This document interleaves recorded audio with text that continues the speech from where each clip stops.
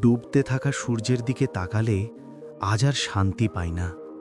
মনে হয় আলোটা নিভে যাওয়ার সঙ্গে সঙ্গে চারপাশে নামবে এক গভীর আদিম অন্ধকার, যেখানে মানুষ মুখ ফিরিয়ে নেয়, সম্পর্কগুলো নিঃশব্দে কুটিয়ে যায়।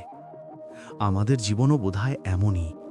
একসময় যার উজ্জ্বলতা সবাইকে টানত, সময়ের শেষে সে নিজেই হয়ে পড়ে অচেনা, অপ্রয়োজনীয়। যখন আমরা শক্ত অবস্থানে থাকি, তখন চারপাশে মানুষের ভিড় হয়, হাসি, অভিনন্দন আর সখ্যতার অভাব থাকে না। তখন সম্পর্কগুলো সহজ, কথাগুলো স্বচ্ছ। কিন্তু সময় বদলালেই চিত্রটা পাল্টে যায়। মন ভেঙে গেলে, ভেতরের ভার যখন আর বইতে পারি না, তখন চারপাশের সেই পরিচিত মুখগুলো কেমন যেন দূরে সরে যায়। তখন বোঝা যায় মানুষ আসলে সুখের আলোতেই দাঁড়াতে ভালোবাসে, অন্ধকারে নয়। জীবন কখনোই একরঙা নয়। এখানে শুধু বসন্তের ফুল নেই, আছে গ্রীষ্মের তাপ, বর্ষার ক্লান্তি আর শীতের শূন্যতা। তবু আমরা এমন সম্পর্ক গড়ে তুলি যেগুলো টিকে থাকে কেবল ভালো দিনের আলোয়। ঝড় এলেই সেগুলো ভেঙে পড়ে।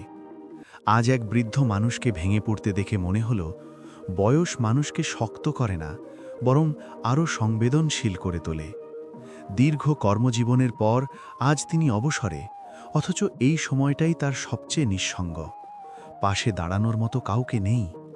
আমি তাকে হয়তো সান্ত্বনার দু চারটি কথা বলেছি, কিন্তু জানি যারা জীবনের পথে সবচেয়ে কাছের ছিল, তাদের শূন্যতা কোনো কথাতেই পূরণ হয় না। সূর্য ডুবে গেলে কেউ আর তার তাপের কথা মনে রাখে না। মানুষের জীবনও তেমনই। সময়ের স্রোতে সব অর্জন, সব পরিচয়, সব দম্ভ একসময় মিলিয়ে যায়। যৌবন, ক্ষমতা আর সাফল্য সবই ক্ষণস্থায়ী আলো, যা অন্ধকার নামার আগে সামান্য সময় ঝলমল করে।